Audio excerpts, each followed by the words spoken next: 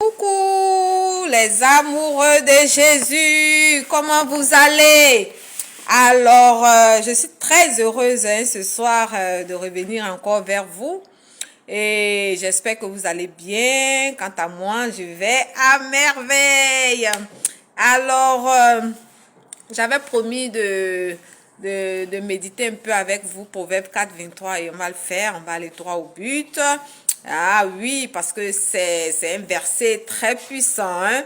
Oui, un verset vraiment très intéressant.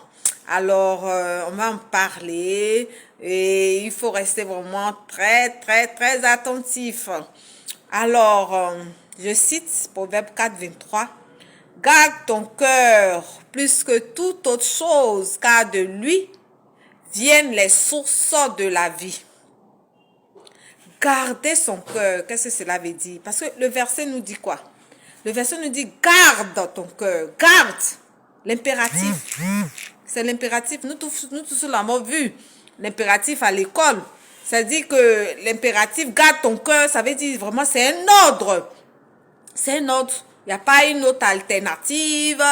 Voilà, c'est un ordre. Tu dois absolument garder ton cœur si tu veux préserver ton salut, si tu veux rentrer dans l'éternité, si tu veux être joyeux, si tu veux être tranquille, si tu veux être en paix, si tu veux véritablement être digne d'être un enfant de Dieu. Tu dois véritablement garder ton cœur. Mais la question qu'il faille qu'on se pose, c'est laquelle?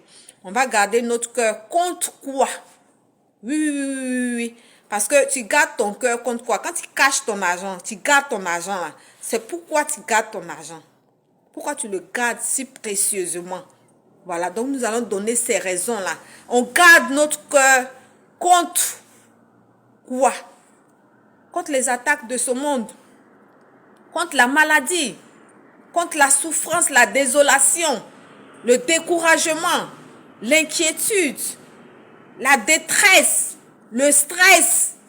Voilà, je sais pas qu'est-ce qu'il faut citer, mais contre tout ce qui n'est pas bon pour notre âme, contre tout ce qui n'est pas bon pour notre cœur, tout ce qui est toxique pour ton cœur, tu dois t'en préserver. Tu dois véritablement faire très attention à ce qu'une insulte ne soit pas ne vienne pas véritablement affecter ton cœur et te mettre dans la tristesse, par exemple.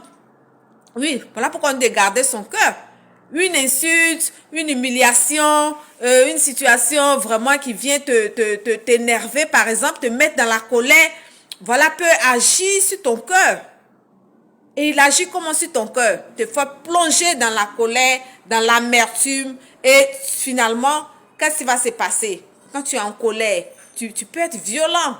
Quand tu es violent, tu peux agresser une personne verbalement comme physiquement. Et finalement, où est-ce que tu peux te retrouver? En prison. Voilà, quand tu es en prison et que tu n'arrives pas à t'en sortir, finalement, la mort spirituelle va véritablement prendre place et peut s'en suivre. Oui.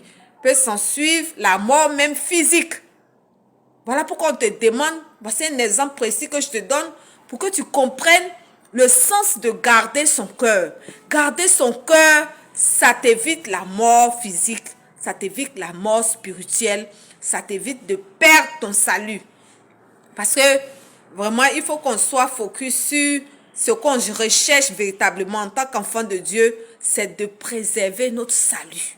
Si tu ne sais pas garder ton cœur, mon frère, ma soeur, ton salut véritablement ne sera pas du tout garanti.